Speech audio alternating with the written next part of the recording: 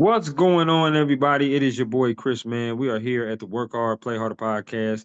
It is Wednesday, July 9th, excuse me, 2025. I am a freelance sports reporter based out of Minnesota here, and proprietor of this podcast, Work Hard, Play Harder, where I bring individuals on to talk about their why and get to know them outside of their occupation. I got a special guest that's going to be coming on with me today who has a plethora of experience being a reporter in this industry.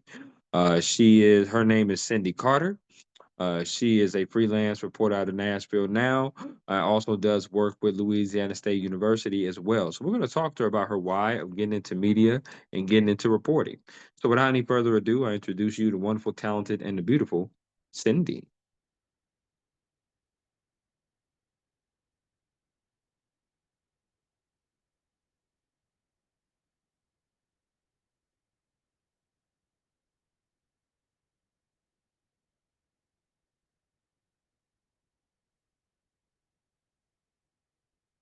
Hi, Hello there, Cindy. How we doing? I'm good, Chris. How are you? I'm doing good. You look absolutely lovely tonight. I just want to say. Oh, you're just being too kind. I'm trying to get my settings right.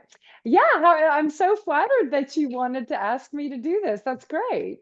Absolutely. I think it was a no-brainer. I saw some of your videos out there talking with the people, and then read up on some of your background of how you used to be a general assignment reporter, Yeah. and how you used to report in different places. And I'm a journalist now, a freelancer as well. So I definitely know the work that you do out for the freelancing for in Nashville or for Nashville, I should say. So yeah, to me, it was a no-brainer, Cindy, and I'm very honored that you would want to be on my podcast and very blessed to have you on. How is your week going so far? It's going great. As you mentioned, when I'm not working at LSU, I still freelance here in Nashville. I'm in Nashville. I come up here, back up here every summer, and I work for a magazine show called Tennessee Crossroads. And still with the grind. I'm finishing writing one story, and I'm trying to book my next one, my next Mm. shoot next week. I actually locked that down today, so that always feels good when you get it locked in. So Absolutely. yeah, it's going great. How about you? How's your week going?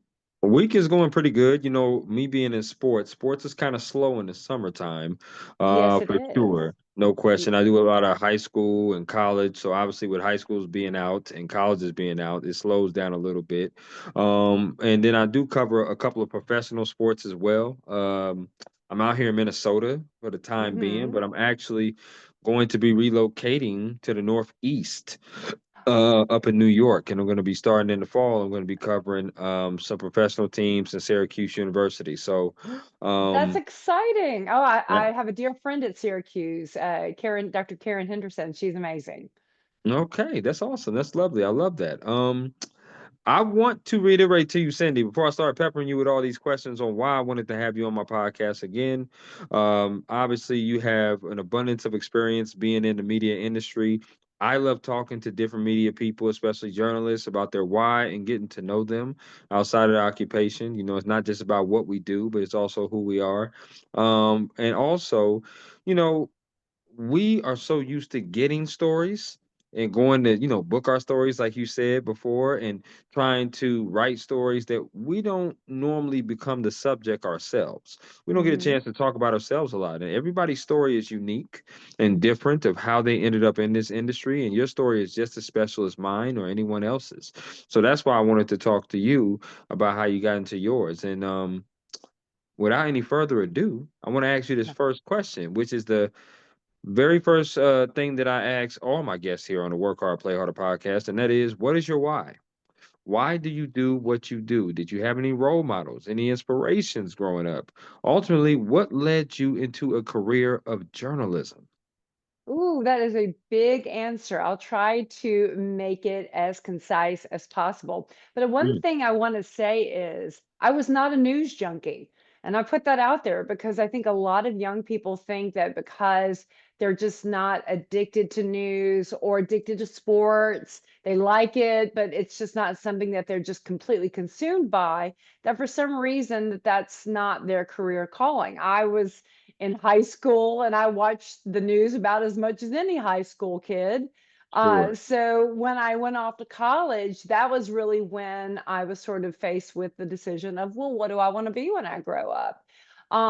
And journalism, I'm not going to say it wasn't in the background. It was, but I was looking at becoming an educator, which of course I eventually became.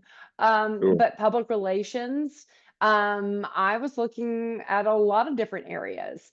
And so I my undergrad was at University of Southern Mississippi, Southern Miss, Mhm.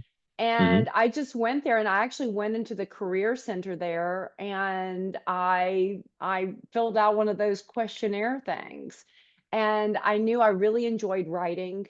I really enjoyed storytelling and I did have an interest in the news. I want to be clear about that. But I wasn't consumed by it. And that's kind of why I thought, well, maybe that's not for me. Um, but the career center there really helped me narrow my focus. And I will say this, they had these multiple choices like, Is this very important? Is this mildly important?" And you'd answer the question. And at the Right. end, it narrowed it down to one career. And the lady who was running the test said, "This has never happened before. Usually it narrows it down to about five or 10. What is your one?" And do you know what it was? Education. Minute Minister. So I thought, yeah, Mm, yeah, exactly. So I okay. said, let me go back and change a couple of my answers. And maybe money means a little bit more, maybe that, and then it gave me about seven or eight careers, and broadcast journalism was one of them. And that just really kind of just made me feel more convinced that this was what I wanted to start in. But once I started, there were signs everywhere that it was the right choice. I really enjoyed, like I said, writing. I really enjoyed the hustle. I did summer internships in Baton Rouge. I am originally from Louisiana, and there was a woman named Margaret Lawhon who really took me under her wing. And the Okay. main anchor, she was the 5 o'clock anchor there, and she saw something in me. And the main anchor, Andrea Klesse, was another woman who also was very kind to me. And they gave me a lot of guidance. And that was so foundational for me because when I became a professional journalist and reporter, I always took time with interns. It was important to me to have them ride with me. Not everybody wanted the interns to tag along, but I always welcomed them because I was treated so well. And then when I got out of television full time, um, it was a no-brainer to me that I really wanted to take this 20-year career and all the lessons I learned, some easy, a lot hard fought, and I Sure. really wanted to Sure. nurture that in other generations of journalists. So that's kind of all over the place, but my why was I just found something that I was curious about, um, and I wanted to pursue. And it seemed like the more I pursued it, the more the opportunities and the excitement for it grew. It grew with time. It didn't just happen overnight. And I thought that was kind of a pretty cool way for it to develop within me. Oh, no question. I love that answer, Cindy. I really do. You're paying it forward. That's ultimately what you're doing. You're paying it forward to the next generation of kids and students that want to be in this industry, right? You have the knowledge. You went through the battle scars. You went through a lot of stories. You probably worked at all different kinds of times as Oh, well. yeah. Yeah, yeah, no question about it. So I definitely admire you for sure, for doing that because anybody that has had a long-standing career in this industry, I've been in 7 years, and I know it's Hmm. difficult. It's definitely tough. No question about it. It's not easy doing what we do, but when you do it with love, it feels almost like it's not a job, right? So it's just something that you do. Absolutely. And when I teach now, the very first day of class, I always say, show of hands, who likes being on camera? Who wants to be on TV? And everybody Mm, sort of looks around like think it's a trick question. And I say, there's nothing wrong with that. right. When I was coming in school, print and broadcast were very definitive courses, right? You could take the broadcast track, you could take the print track. And they were very, I mean, they still are, but we have so much with social media and digital storytelling, and everyone's got a phone, so everybody's Yep. got a camera now. Yep. But it was very different tracks, and I it was a conscious choice for me to choose broadcast. I could have chosen print journalism, and great, and I have so much respect for my print peers, so much respect for them. But I'm not going to deny the fact that there was that on-camera part that appealed to me. I don't deny that. I encourage it. It's our voice, our face, our eyes. It's how we tell a story best, I think. Obviously, the writing, of course, the journalism, but when we're conveying it, I should say. I feel like that's the best way that we can really connect with people. And I wanted to do that. So, yeah, I think it's just finding that seed and just really growing it and developing it the way you want to develop it. And Absolutely. you can't go wrong. Absolutely. I love that. Yeah, I'm in print. I'm a print journalist, so I definitely understand that. But I do have a fondness for the broadcast side as well because I Of did that a lot. course you do. We're doing I this do. right Right, right. So I now. love that. I love it. You know what I mean? So I definitely I just love the journalism industry. Just love talking to different people. I love your perspective on that answer to the question I gave. I had a bonus question in my mind, and that is since you're in Nashville, which is one of my favorite cities, Yeah. have you rode the drinking bus? The drink. So I have not. The short answer. Well, actually, I take that back. It depends on which drinking bus you mean. So when I moved here, oh gosh, was it 2005 when I moved here?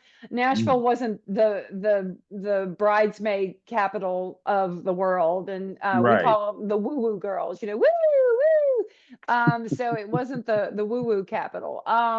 And so you didn't have a lot of that. I did ride a couple of kind of fun touristy buses that had the booze and stuff on it, but what was then versus what it is now, totally different. And I so I imagine. don't think I've ridden any of the sort of modern versions of that. I've maybe ridden an older version of that, but it's still So fun. yeah, absolutely. Been to Nashville several times because I graduated college out in Georgia, Atlanta, Georgia, Mhm. where I still have family. And that was Kennesaw State University. So I'm very familiar with the South, especially the Nashville, Tennessee area, which is only like 3.5 hours away from Georgia. So many trips up there, many times going to the Grand Ole Opry, the Ryman Theater, but Yeah. also Fifth and Broadway, where Bridgestone Arena is, and Mhm. the slew of bars. My favorite place is Tootsie's, no question about it. Yes, very good. Tootsie's is great. Robert's Mhm, Western World is and the Stage are two of my faves. One of the things when I first moved here on Monday night, the Stage used to have rock nights, mhm, and all the hair band guys from the 80s and 90s. They're around here. A lot of them are mhm. play for some of the country acts, but they would Right. go and they would play at the Stage on Monday nights. And so I'd Wow. see I'm dating myself, but I'd see all these guys that I like, when I was in college, like, oh my gosh, So that was really, really cool. No, it's a great city. I love It it. is. Obviously getting out of television, really wasn't necessarily looking to leave Nashville. I really was hoping to find something here, but LSU made me an offer I couldn't refuse, and I love it. I feel very blessed that I have the best of both worlds. I have a great university. I enjoy working for our program, Tiger TV, which is the campus TV station, which Yep, I am the advisor for, and yep. working with the students hands on. And then I come back here every summer, and I get a taste of my city. So yeah, it's the best of both worlds. Absolutely.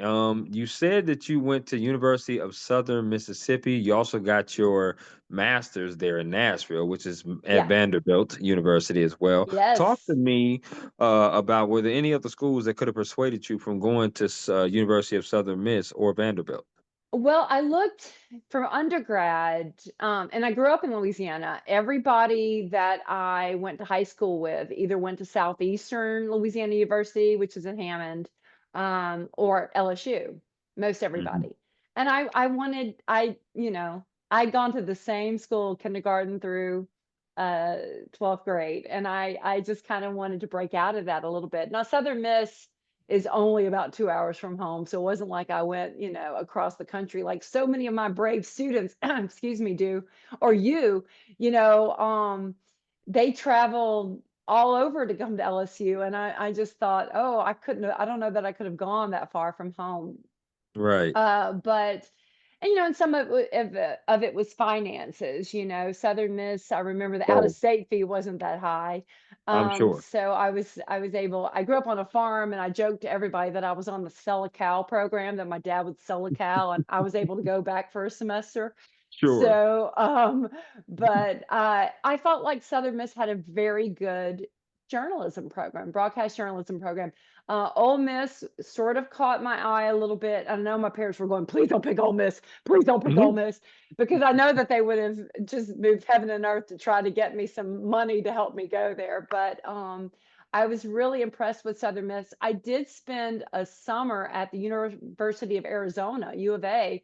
They had a Wow. real intensive broadcast journalism program that they were offering that summer, and I wanted in on it. They only took 10 students. And my Southern mother got me in because the class was full, and my mother called, was like, "My baby wants to come to your program. Mhm. Please let her in." Right. And Peter Treisman, who was the teacher for that program, he was like, "Ma'am, if your daughter's willing to come all the way to Arizona, we'll figure out a way to get her in."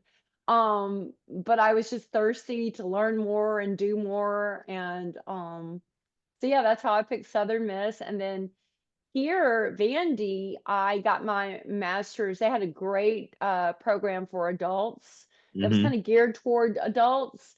Yeah. And I was able to utilize my journalism skills in it. They welcomed that.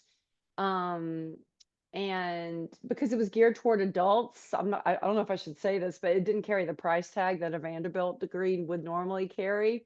Right. So I was back on the Selical program, so to speak.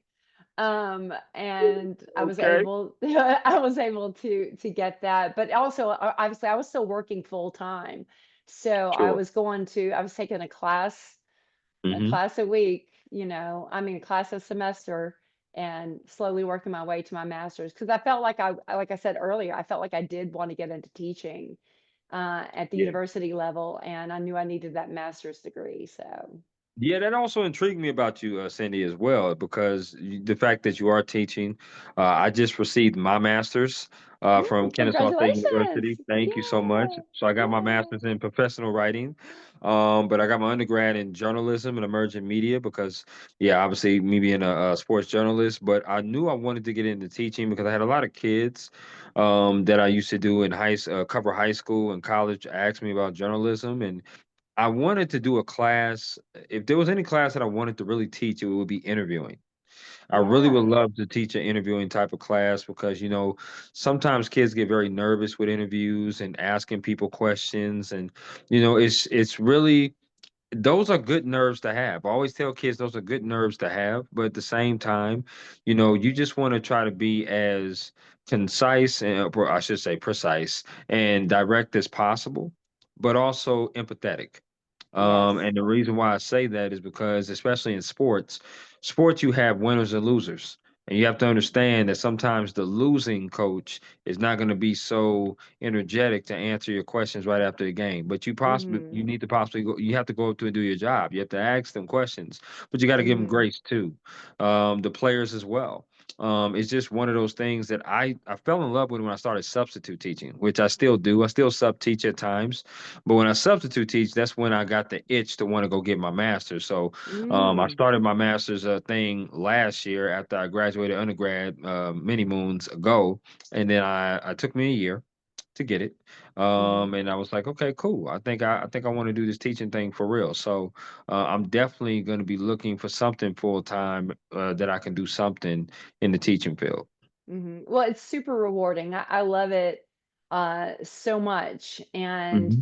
I get really excited when they get it, and I see those little light bulbs going off, and I'm thinking, Yeah. yeah, they get it. And of course, we run our newsroom, and I run it like a small market TV station. I mean, my students do 4 shows. They have a sports show on Monday nights because we are LSU. And Yep. then we do our newscast on Tuesday, Wednesday, Thursday nights. They're 15 minutes, they're shorter, but that gets them cranking content every day.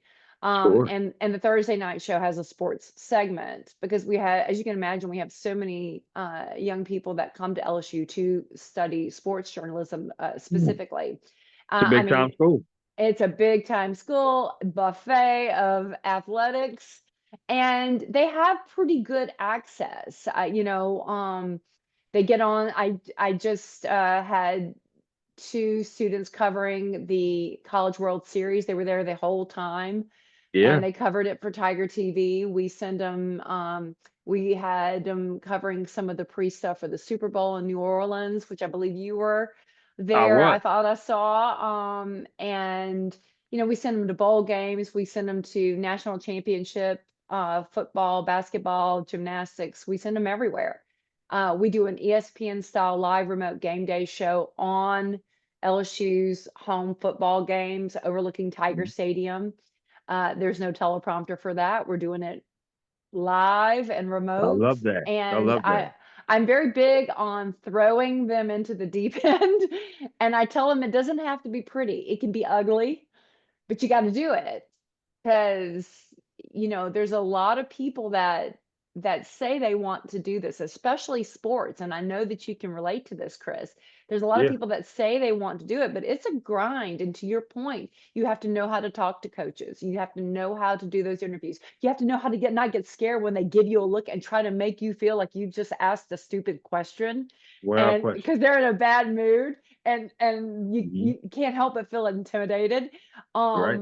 And the only way to kind of, get to it is to get through it. Right. And we try to expose them to as much as possible.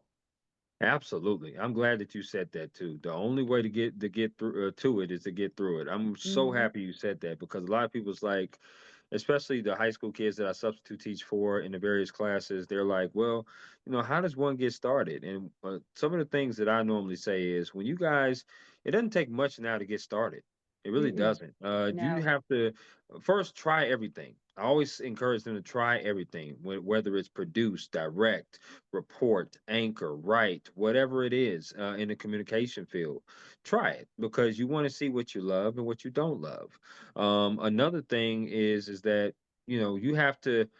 The only way that you're going to be comfortable in this industry of journalism is to be able to get reps, and that's Mhm. that's most jobs and Reps most make you industries. better. I say that all the time, Chris. No Great. question. Yes. No question. Reps are going to be able to do it because that's the only way you're going to get comfortable. You're going to mess up. That's the another thing that I tell kids too. You're going to Mhm. have mess ups. Mhm. Nobody is perfect. Even a Mm-mm. person that has an abundance of years in this industry, we all make mistakes in this thing. Yes. But the Yes. thing is to be able to understand that yes, that happened. How do you learn from that? How do you bounce back from mistakes? It shapes your character, and it also shapes the person that you are. And I like to tell my kids that don't go in there thinking if I mess up, it's the end of the world because it's not. Mm-mm. You have to understand that if you love this with a passion, and if you love anything that you do with a passion, you're not going to be 100% at it. You're going to No. make mistakes, but you got to learn from those mistakes and also be able to perform when Mhm. you're called upon, prepare and do stuff like that. I think the last thing before I get to the next question is what I tell my kids is that understand that if you have a chance to shadow somebody, shadow 'em. Mhm. What I mean by that is you may have to go the extra mile. I know I did when I was in Mhm. college, and at first I wanted to be a math teacher because I love kids and I knew I was pretty good at math, but then I love sports too, so I was going to get like a coaching certificate or something like that. But then I changed it up because I fell in love with the writing part. I started calling people around, Cindy. I started calling around. I did stuff for the magazine for my school. I got clips. I built a portfolio. I started emailing people locally, Mhm. and just trying to get my name out there. Say, hey, can I come to a game with you? Can I shadow Mhm. you? Can I walk the field Mhm. with you? I just want to get the experience of Mhm. just being around the game, how to cover a game. What do you do to prepare yourself for the game? How are you asking questions? I still to this day, Cindy, as a sports reporter, look at post game press conferences because I want to know what questions is good to ask, what questions Mhm. not so much, or what type of responses is players getting, what kind of read body language and stuff like Mhm. that. You just have to be. it's crazy for me. People look at me crazy for doing that, but I really do that. I still do that to this day because it's so important for me to understand the player, the coaches, who I'm talking to, what kind of story I want to write, what kind of team that I'm covering, and stuff Mhm. like that. Mhm. Absolutely. It's all about the hustle. It is. Um, your classroom is great. It's going to teach you a lot. Right. But you go 0 to 60 once you kind of get out of the classroom and you really start doing the hustle of the gig. Absolutely. No question. Because that's when all the things that you sort of were putting on paper and listening to your professors talk about, that's when it really gets real. And so, congratulations to you because in a world where everyone kind of wants to be on camera in some form or fashion, how are you going to differentiate yourself from the sixth grader who also has their own YouTube channel? And Yeah. does a little, you know what I'm saying? Like I Yeah. tell my students all the time, you have to hustle if you want what's the extra value that you're adding? How are you adding value? And I usually like the that. only way you can add value is if you hustle. No doubt. I love that. That's amazing. I'm gonna ask you some favorite questions, Cindy, and you just Okay. give me the 411 off the rip based upon these favorite questions. Okay, so here we go. Okay. Favorite meal you like to cook? This is terrible. I don't cook. I'm a terrible cook, and I grew up in South Louisiana. But I mean, I love Italian food, so any kind of pasta dish is going to be my favorite. Hey, you already won my heart, Cindy. That's for sure. Because I'm huge into Italian food and pasta. I love Mhm. that. Mexican Yeah. food too. But I cook tacos pretty well. Cook Ah, see, tacos and pretty I well. I can't make anything, and I probably should. I mean, I probably should have said something like Cajun or Creole food, which I absolutely love. But that's almost because I grew up with it. It's like it's Right. not special. It is special, but I grew up eating that stuff. So Yeah. I Yeah. like Italian food. So my this past year, as you mentioned, I went to the Super Bowl in New Orleans. It was my first Mhm. time in New Orleans. Never went to New Mhm. Orleans prior to that. We had a media party, which was catered with the food. And it was my first time trying alligator, Uh-huh. chicken gumbo, Uh-huh. jambalaya, Uh-huh. and just some exotic stuff. And it was so good. It was really delicious. But it was my first time trying it, and the media party was just off the chain. It was a great time. Oh, you are not going to you cannot go to Louisiana, South Louisiana specifically, and try to be on a diet of any sort. You're just No, gonna you blow can't. it in one Mm-mm. day. It is, And the in fact, beignets, woo! oh, The so beignets are good. something else. Something They're else. so good. When I first moved back home from Nashville, my family's there, and, I was going to Sunday dinner at my mom's, and after about a week or 2, she noticed that I wasn't eating very much, and she said, "Well, what's wrong? Do you not like it?" I said, "Mama, I I can't eat like this anymore." Like, Right, I know I grew right. up eating like this, but I haven't had this kind of food on a weekly basis in a lot of years. That's right. So, I That's had to right. kind of rein it in. Cut it back a little bit. I feel you on Yeah, that. Okay. yeah. Favorite concert you've ever attended? Prince. Wow. Prince, bar Okay. none. I love it. I was in Jackson, Mississippi, and working I was a weekend anchor reporter there. Oh, producer, I did a lot. I did everything. Talk about every job, you name it, I did it when I was in Jackson, Mississippi working, and he came to the, Coliseum there, and, it was amazing. Yeah. Okay. I like that. I would say mine is one of my favorites was Alicia Keys, for sure. Oh, wow. For Where did sure. you see her? I saw her in Atlanta, Georgia. Okay. Yeah, absolutely. She was one of my favorites for sure. Um, Favorite place you've ever traveled to? My favorite place, Florence, Italy. Wow. Now, what kind of It trip was that? That sounds amazing. I sadly I didn't, it's very hip for the young people to travel now, but I was too busy grinding in my 20s, so I really Hmm. didn't get to travel until I got out of television or really had it in my sphere, so to speak. Hmm. And I've actually been twice. I went once. There was like a group trip out of Nashville that I jumped in on and got to go. But I have a dear friend who moved there right after college, and she got married in 2016. It wasn't a destination wedding, like, she was marrying an Italian there. So Mm, it was an authentic Italian wedding, and that was just beautiful. Just I so much love it. fun. Yeah. That is on my bucket list to go to Italy, for sure. I would say Jamaica is my favorite place that I've ever traveled to. Ah, yeah. No question. Love Jamaica. I went there on a cruise last year, so I definitely that's definitely one of my favorite places for sure. But Louisiana, New Orleans was definitely a great place. Let's just put it like Yeah. that. Well, That you're was welcome back wonderful. anytime. Absolutely. That will not be my last time going to New Orleans. I love Caesar's Palace, or it's not Caesar's Palace, Caesar's the sports book, Caesar's that you have on the street. I loved Uh-huh. that the casino.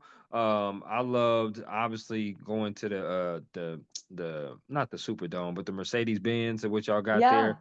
I love Mhm. that as Mhm. well. I mean, just the atmosphere of New Orleans, and y'all had some very very good food places, especially chicken places. That was so good Oh, out there. yeah. Yeah. I mean, it's crazy chicken. It's chicken everywhere, and it's Right. good, and it's all No fried question. up, and again, it's delicious.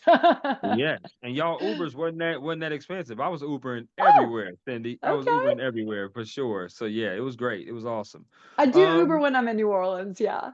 absolutely. It gets kind of crazy traffic down there for sure. Mhm. I'm a sports person, so I got to ask you a sports question. This is a two-parter. Favorite sport you like to watch on TV? Favorite sport you like to attend in person? It's really the same, and it's college football. Okay. I like pro. I mean, I like the Saints. I like pro, but I think it's because I grew up, in South Louisiana. So I grew up going to LSU football games. Right. And being a Vandy grad with respect, because I truly do love everybody in the SEC. But like when Vandy beat Alabama this year, my face was melting off. My face was melting off. Like it was so exciting.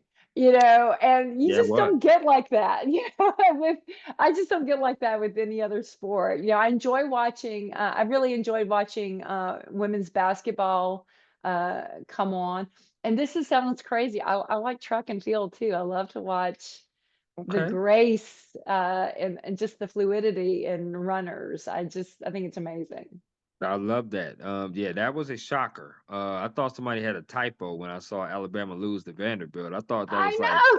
I thought that was a typo. Like, what? Vanderbilt scored 40 points against the Alabama defense? I was like, And wow. I missed the first part because 'cause I'm cleaning my apartment. I'm like, oh, because I think LSU had a bye week that week. So I was like, Yeah, "Oh, sweet looky, Vandy's playing Alabama. How sweet." And I was just kinda yeah. cleaning, and then I come out, and I'm starting to check in with the scores and stuff. I'm like, "Oh my gosh." Absolutely. I love me some college football. I am a Bulldogs fan. I mean, that's because I Yeah. stayed in Atlanta for a long time. Obviously, UGA, Sanford Stadium. I know that pretty well. I Yeah. have been to Death Valley once. I would Okay. like to go Ooh. back there again for sure. No question about that. So yeah, I'm a huge SEC football fan for sure. And this season should be pretty good and pretty intense. Although Brian Kelly gonna have to do a better job football wise with that LSU team. You're gonna have to do a better Oh, job for sure. he's got to. Everybody's like, "Well, he gets one more year. Well, he gets one more year." I don't know. Mhm. Yeah, I don't yeah, know. He better yeah. shape up. Yeah. He got to shape up and shape up and fly right. That's what he got to do. He got to tighten up. Mhm. That's for Mhm. sure. Last of the favorites. I'm a huge foodie, as we've already talked about. What is your favorite restaurant to eat at? Oh. Ooh, that's hard. There's a restaurant here called A Piece that I really, really like. It's like a Lebanese Mediterranean. I know exactly what you're Um, talking about. do you I know know A what you're talking Piece? Yeah, about. it's so good. It's been around for a Yeah, while, but I just love it.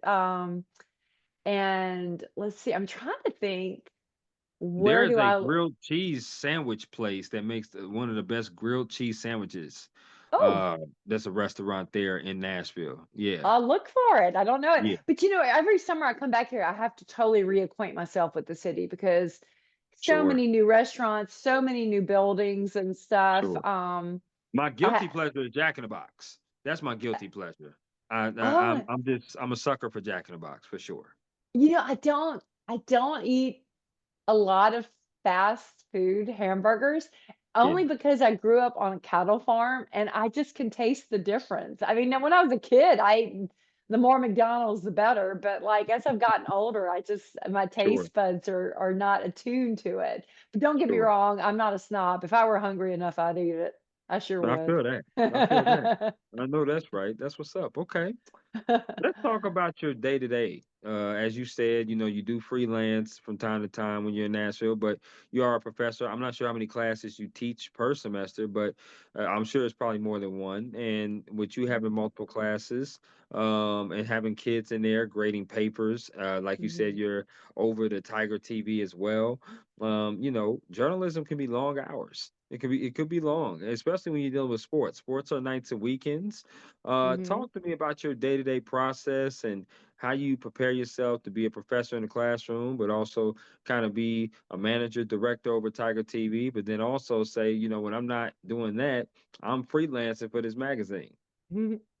Well, I'll say this, I don't teach from a textbook. I teach from my experience. Okay. I certainly have a couple of resources from textbooks that I use, but again, I have a 20-year pretty solid career that was hard fought. I started in market gosh, is it 175, 172? Back in the day when you had to start in low markets and work your way up, you don't I graduate kids in the top 20s now, and I'm like, "How is that happening?" Right, I right, mean, I'm right. so glad I'm loving for 'em, but the one thing about coming through a small market is the small market system and kinda coming through the minor leagues, so to speak, to get to the majors, you learn a lot, as I was referencing earlier, there's so many I hate to use tragic examples, but like I have covered a school shooting. I have covered plane crashes. I have covered chemical spills. You know, um, so I've covered election night, which can be a roller coaster Woo. ride. No And question. so and lots of them. So as the longer you're in the business, the more you just get exposed to a variety of stories in a variety of situations. So when I teach two classes, I teach advanced broadcast journalism Okay. and show producing in the fall. And then in the spring, I still teach advanced broadcast journalism, but I teach the senior capstone class. I'm kind of getting them ready for graduation and Yeah, the wide absolutely. world and then I run Tiger TV every day. So it's a lot on my plate, but I really stress writing, especially in an AI world when it's really easy to put it into Chat GPT. But our job is to bear witness. Our job as journalists, I don't care if you're sports, entertainment, news, our job is to bear witness. We see the expressions on the faces. We know what the courtroom is like when the verdict is read. Only Right, we can bear witness to that, and only we can write to that. right, So I know AI is kind of this horse that's out of the barn, so to speak, but I would encourage all who can hear my voice to not let it replace your writing by any means, especially if you want to do journalism.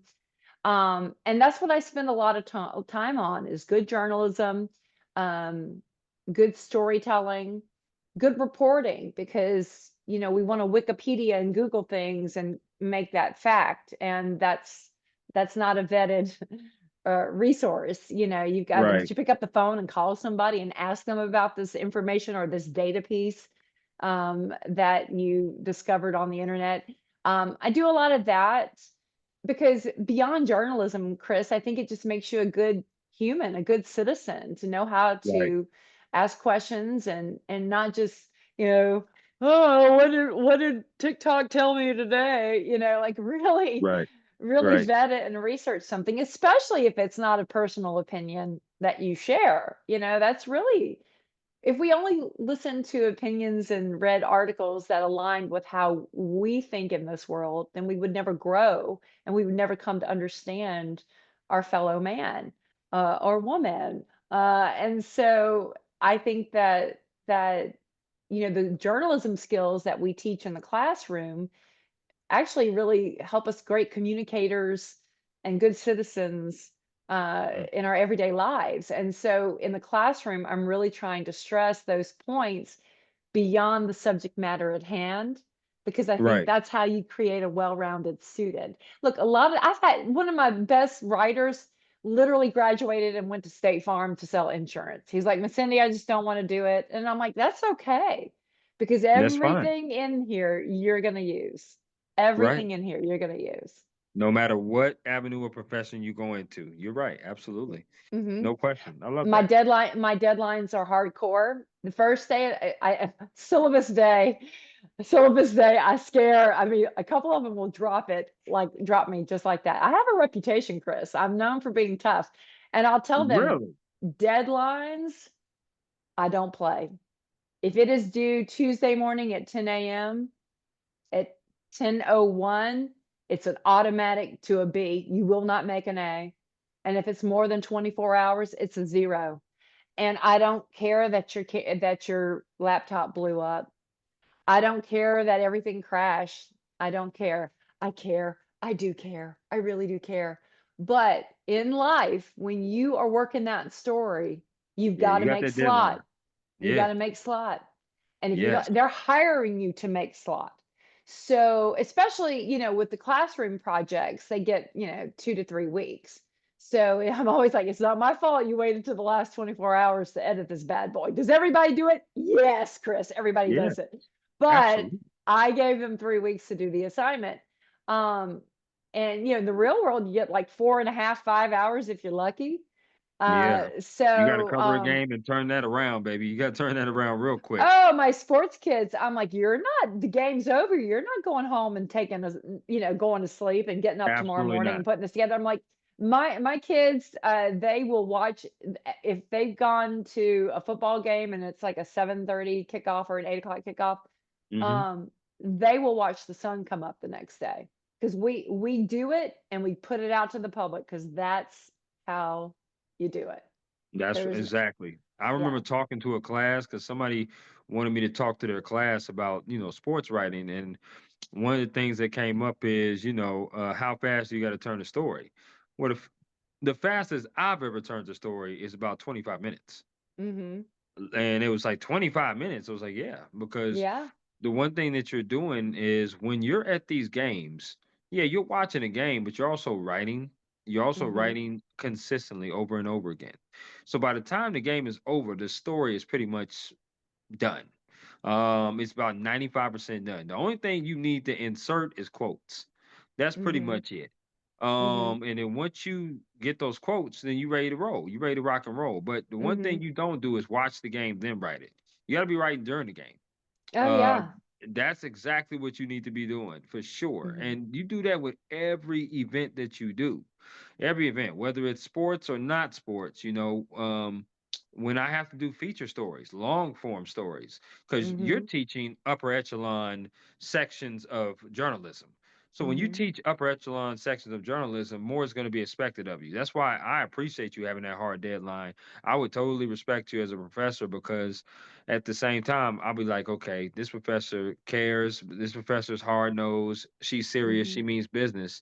But this is exactly how the real world is, right? Mhm. When we watch that Friday night football game, the Friday night football game don't care that it starts at 7 and that we have to have a deadline by 11.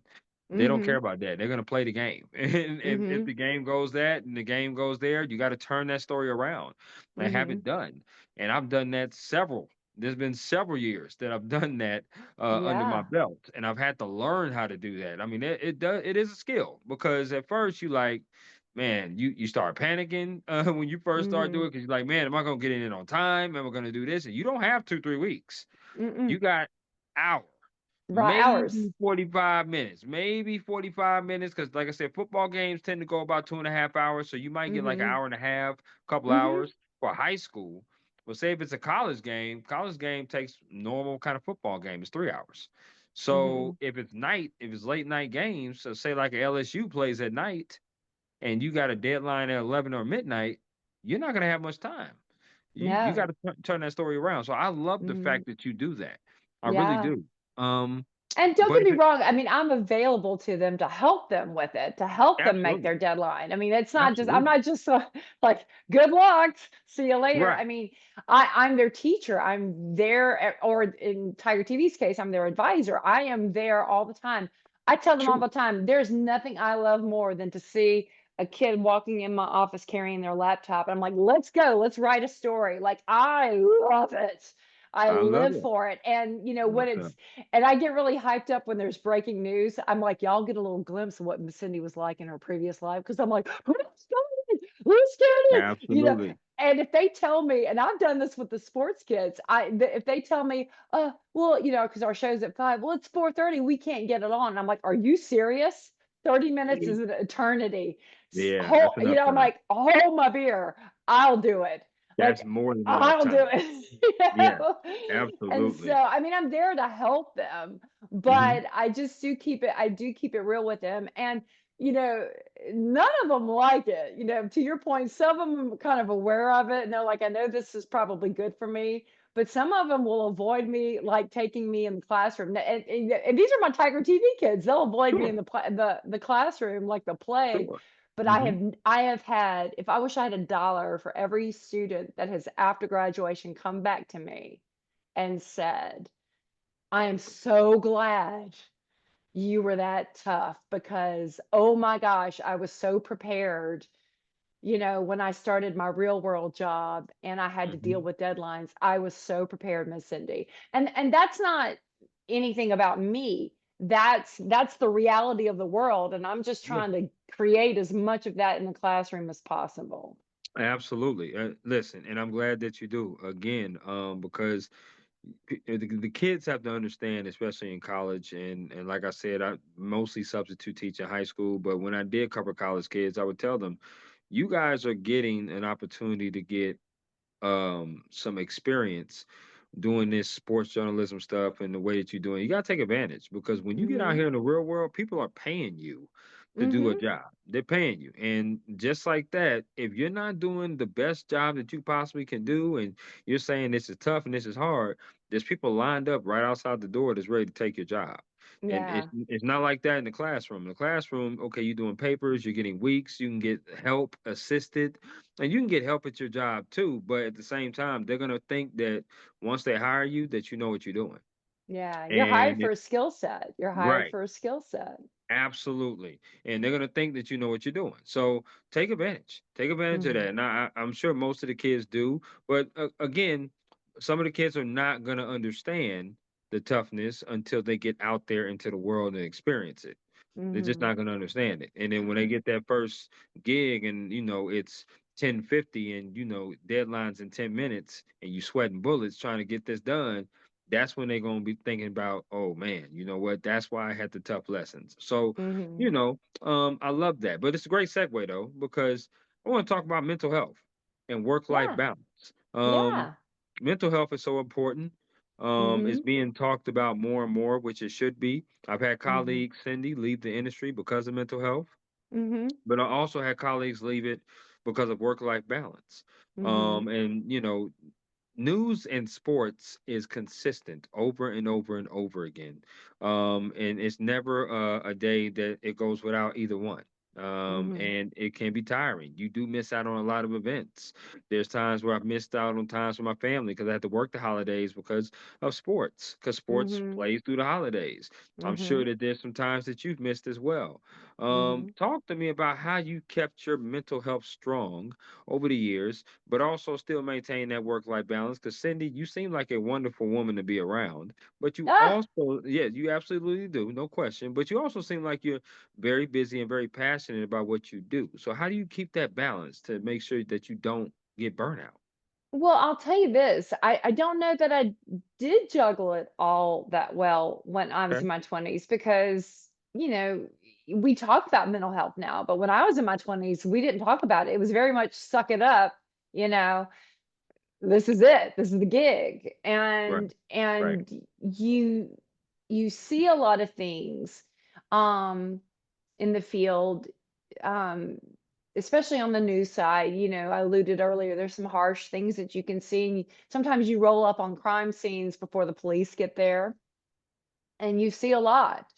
And I was, and everybody's different. I was very good at compartmentalizing it. Like, this is the job. This is the job. So how when you see things, certain things that are on TV shows or dramatizations, right? You're not, you know it's you know it's not real, like you're separate from it. You're not, you know that that's not really happening, right? Obviously, I Right. know it's really happening, but that's a compartmentalization, right? You kind of, you're able to separate it and do your job.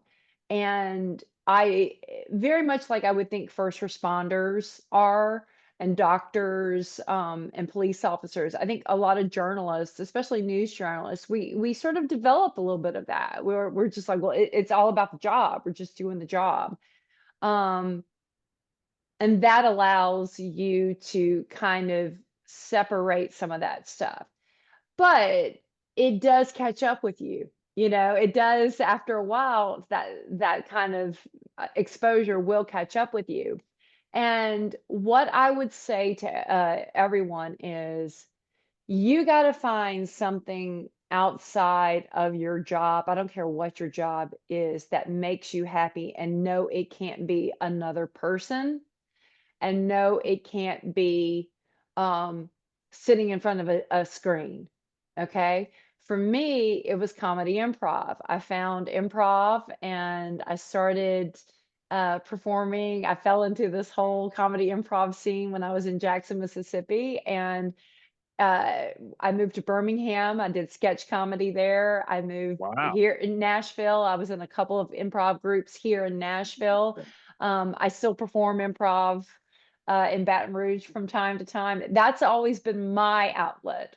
So knitting, reading books, gardening. You've got yoga. You've just got to find something that you do that helps bring you out of um, the stress and strain of the day. Um, and so that would be my number one piece of advice. And then the second piece would be is set your boundaries. And that seems to be a little bit of a, kind of a buzzy word, your boundaries. Your boundaries, by the way, does not exclude you from being responsible for what your job expectation is. I want to be clear about that. Absolutely. Um, by boundaries, it just means you know what is important to you. So if going to that family wedding is important to you, you get that day off, right? You ask for that vacation day. If um if you're working overtime and you're helping out on a story for that day, great. But if that starts creeping up and you're starting expecting to stay 1, 2, 3 hours over work every single day, you need to have a conversation with your sports director or your news director about that. You know, I think people are afraid of confrontation. It doesn't have to be confrontational.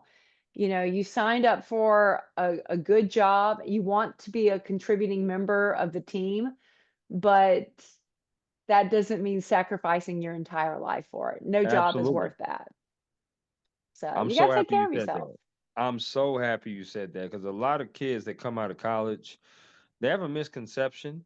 Sometimes not just about just being in front of the camera because they're like, wow, look at the pretty ladies or look at the handsome guy. They must have it made. They must have their own makeup. They must have a photographer. They must just be doing a big time thing being in front of the camera. And that's kind of a misconception because they don't Oh, understand the no, no, behind the no, no. scenes, Yeah, right? yeah. They don't understand the behind the scenes of what's going on and what it takes to lead up to get to that. But Mhm. I love the fact of what you just said, as far as knowing boundaries. A lot of people say yes, yes, yes, yes, yes, yes, yes to everything, and you should. You should say yes Mhm. to a lot of things, but you got to Mhm. know your limitations as well. And that's the one thing that I came into the industry being kind of an older person, because I got into it a little bit older. Mhm. I was like, yeah, you know what? I'm gonna say yes to some things, but I'm gonna say no. I'm gonna know my limitations, because you have to. Number one, people will definitely use you as a doormat if you say yes all the time. They would just go to you because you're the yes guy or yes girl or yes Mhm. woman. Um, but also, you definitely don't want to overexert yourself. Mhm. You gotta have some time where you gotta break away. Like you said, yoga. I like to work out. I like to write poetry. I like to Yeah. take walks. You got to do different things other than Mhm. journalism because there's more to life than that. So Mhm. I Mhm. love that that advice that you gave, Cindy. That's pretty good. I do my best. I've learned a Absolutely, you few did things good. along the way, and I just want to say, if I'm saying anything that even remotely sounds like wisdom, it's probably because I've made the biggest whopping mistake, and I Sure, learned it the hard way. And so, absolutely. when you've been around as long as I have, you kind of made all the mistakes, I love it. and you just gotta grow from them and just hope you're a better person today. And I think I am, and I think you're probably a better person today than you were yesterday because that's all we're doing. We're just moving through life and we're just trying to learn from everything uh, Absolutely, no that we question about that. experience. Mhm. We have reached a portion of the podcast now that we're going to play my interactive game called This or That. It's an interactive game that I like to play with all my guests here on the Work Hard, Play Harder podcast, and it's pretty Uh, simple. Okay. Um, uh, I just throw some things at you, and you get to choose this or that. So, Cindy, are you ready? I think I'm ready. Let's do this or All right, here that. we go. Here we go. Out of these two restaurants, if you had to choose one, which restaurant would you rather eat at? Popeyes or KFC? Popeyes. That's my girl. Okay. You on point like a period. I like that. Here we go. Here we go. We starting off pretty good. If you had to put flavor on a wing out of these two flavors, which one would you choose? Barbecue or lemon pepper? Barbecue. Do you like your wings wet or dry? Dry. Do you like your wings bone in or boneless? Bone in. Okay. Are you a dipper? Do you like to dip it in the sauce or you just like, I do both. I dip some and then some I just eat it natural. 'Cause, okay, it's cooked its way for a reason, I wanna taste that, but then sometimes I'll okay. dip it. Mm. I love it. I love it. Okay. Now these next four have to do with music concerts you rather attend. So here we go. Oh, okay. Okay. Which music concert would you rather go to? Would you rather go to the Eagles or Aerosmith? Eagles. Been to both, but yeah, Eagles. I like it. Okay. Okay. Which music concert would you rather go to? Would you rather go see Tom Petty and the Heartbreakers or Bon Jovi? Bon Jovi. Oh, you were very decisive on that. I like that. I would have liked to have seen, but may he rest, Tom Petty, but I've actually seen Bon Jovi, and it was great. Okay. Which music concert would you rather go to? These are two of my favorites. Pearl Jam or Metallica? Oh, that's hard. Oh, oh, probably Pearl Jam, but I would really love to see Metallica. They're great. They're great live. No question about it. Enter the Mm. Sandman is still Oh, a classic. No question. Okay. I'm with you on that. Which, last one of the music, which one of these concerts would you rather go to? Would you rather see Chris Brown or Usher? Usher. I love it. I I don't love it. like that Chris Brown got in trouble with the law, but kind of, the whole Rihanna business, it still doesn't sit well with me, I understand. even though I do like his music. Yes, he's a very good musician for He sure. is No very question. good, but I just, I'd go to Usher. Okay, I like that. Now, which sport would you rather watch on TV? Basketball or baseball? Basketball. Okay. Which sport would you rather play, Cindy? Badminton or bowling? Bowling. Are you a good bowler? Oh, but I don't know how to play badminton at all, so let's go bowling. The lesser of two evils, pretty much, Yes. right? Okay, I Yes. got you. I got you. Do you like desserts? Yes, please. Okay, well, yes, please. I'm going to name four different categories of desserts.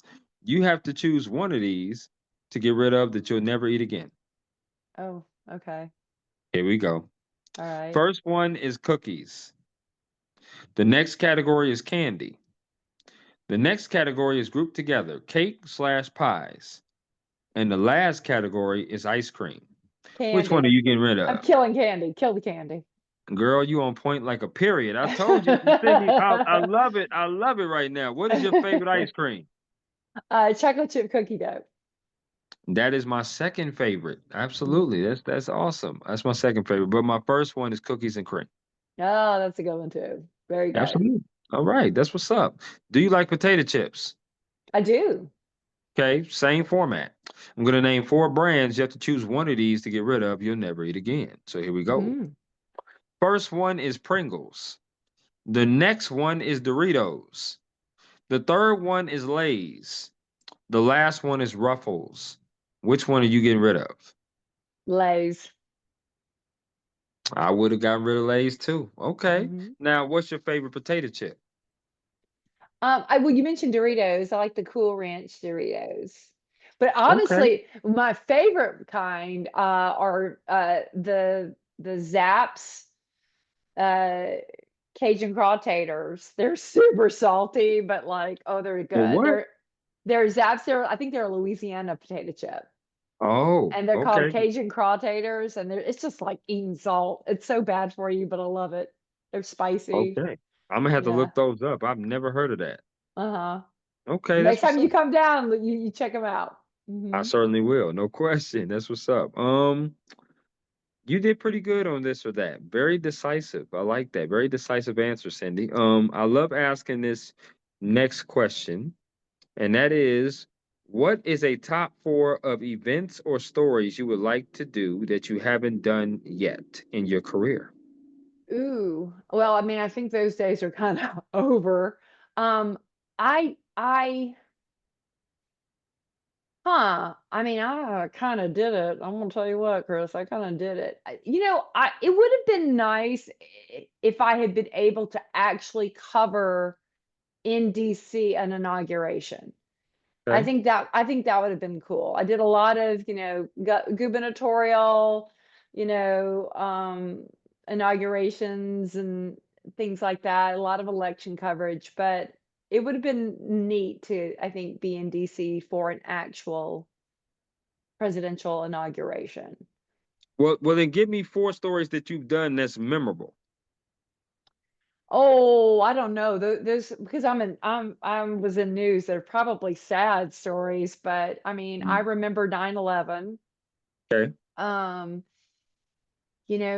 obviously it was in New York and in DC and Pennsylvania, but I mean, we didn't know what was going on, and we had coverage, and I did two live shots that day because at some point the networks broke to the locals, and I had covered the evacuation of our federal building earlier in the Right. day, and then people giving blood. I'm doing this, I'm making a circular motion because there were lines wrapped around the building, people wanting to give blood. Wow. So there was local coverage too. Gosh, again,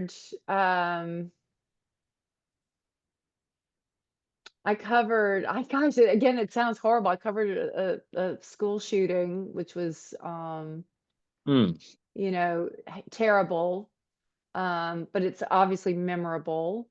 I'm trying to think of if I've covered it, I mean, I did get to go hang gliding for a story, and that was super, Now that's super pretty cool. cool. Yeah. Um, and they take you up in the little electrolyte, is that what they call those planes? Yeah. And then they release it, and you're just like flying around in the air with my quote instructor. Um, that was really, really awesome that I got to do that.